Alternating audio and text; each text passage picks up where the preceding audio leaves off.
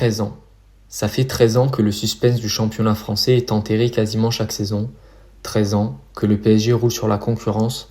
13 ans depuis le premier titre parisien sous QSI.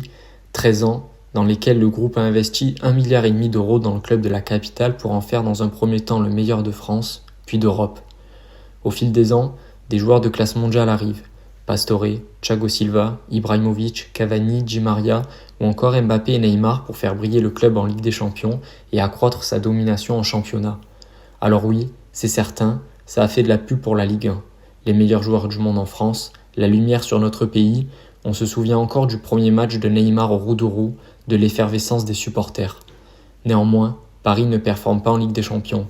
Si les premières années sous QSI sont très compliquées avec des éliminations successives en quart de finale puis en huitième, depuis 2020, le PSG s'est hissé 3 fois dans le dernier carré de la compétition, dont une fois en finale, en 2020, face au Bayern, où ils se sont inclinés 1-0.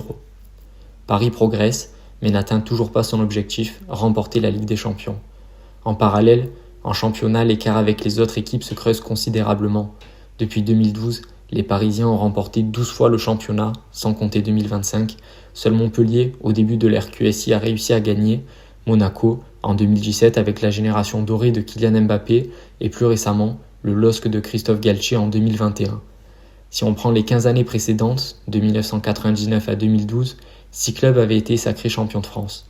2 fois Bordeaux, Marseille, Lille, Nantes, Monaco et 7 fois l'OL, mais sans quasiment gagner le championnat dès le mois d'avril comme le PSG le fait depuis QSI. Alors oui, le PSG attire des stars, et c'est positif pour la Ligue 1.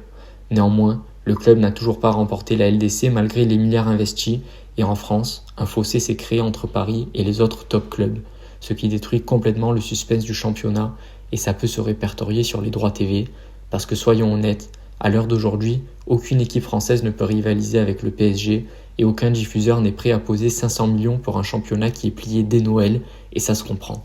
En étant objectif, on peut vraiment se demander si l'arrivée de QSI a été un vrai avantage pour le football français de manière générale. Il y a eu des bons côtés, mais aussi des inconvénients. Et toi, t'en penses quoi ?